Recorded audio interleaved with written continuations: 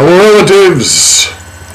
You remember from last week's Bite, live from Iquitos, I was in Peru with Patch Adams and Boladoja and clowns from all over the Americas and Europe on an annual trip that happens every August.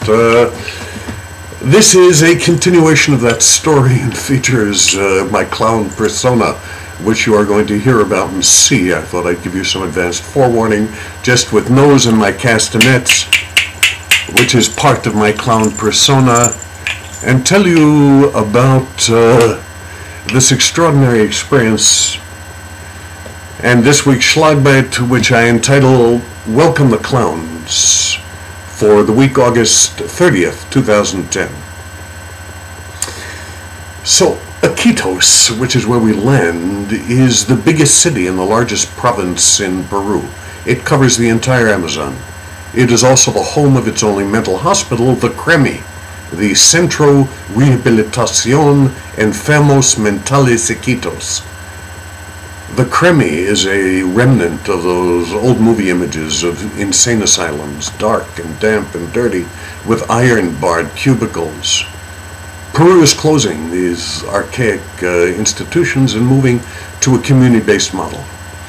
And this approach integrates the chronically mentally ill into the community. They utilize supervised group homes. They closely monitor patient medications.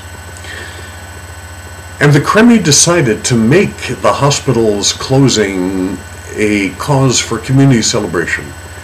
So they waited for the Festival de Belén, the annual appearance of the clowns, to publicly announce this ceremonial farewell to the chains of the past and this leap into modernity.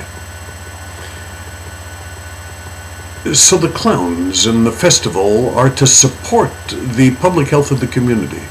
And every August for the last 6 years, as I am suggesting, clowns have come from all over. This year there were 134 clowns from virtually every country in the Americas and Russia, Poland, Italy, from Australia. And the festival is inaugurated with a parade down the streets of Belén. And what the clowns do for a couple of weeks is they visit hospitals, old age homes, hospices, aid shelters, homes for teenage mothers, and they also paint homes, they create street murals, they conduct workshops for children on dance, percussion, acrobatics, puppetry, how to make toys and musical instruments out of recyclable materials. But what's most important is that the clowns leave behind grassroots organizations that are dedicated to public and preventative health and that are supported by an international community.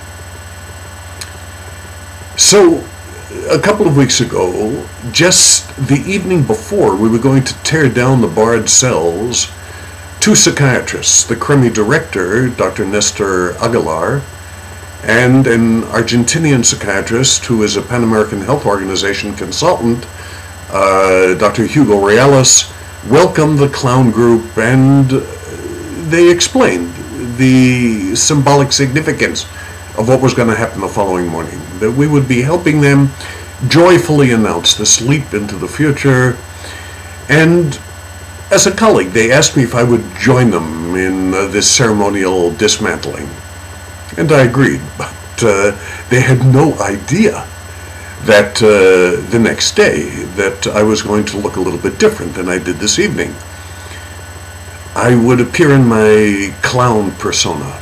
And my clown self is this now bulging a little bit 6'6" ballerina in a pink leotard and tutu that's topped by a flamingo headdress, who clicks castanets and dances flamenco. So I have to tell you, you'll see it in the pictures here, that it really doesn't matter where I go with this or what language is spoken. This clown inspires, at the very least, some finger-pointing gasps. Most people giggle and laugh, and on occasion there are some who collapse in hysteria. This ridiculousness always gets me out of my head, and it always gets me away from any lingering ego issues. This clown forces me to connect with people at a spontaneous, heartfelt level. It is the ability to laugh at ourselves and each other, even in troubled times, that is basic to our humanity.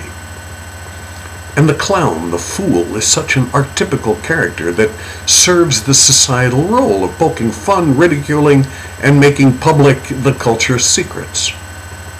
In so doing, the clown, the fool, serves the function of diffusing tension in the community. The clown reduces anxiety.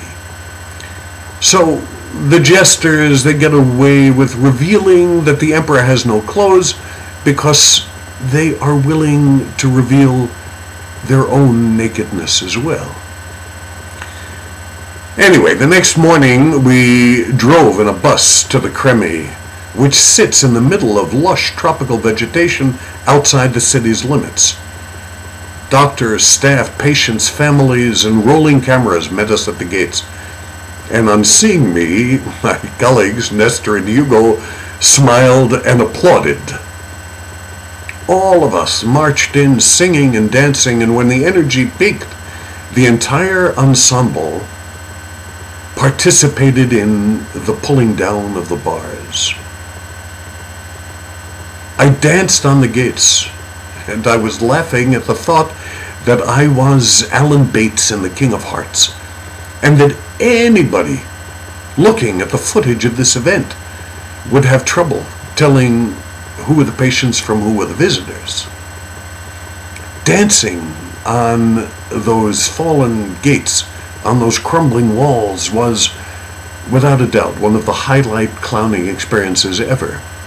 But it turned out that the best part of my visit happened after the gates came down. I was dancing on the barred gates with Yoel, a male patient in his 20s, who after the dance wouldn't let go of my hand and invited me to walk with him on the grounds. And that stroll took about 40 minutes, during which we walked arm in arm. Joel spoke Spanish, which I don't understand, and I spoke English, which Joel didn't understand. We talked animatedly, however, and we understood each other.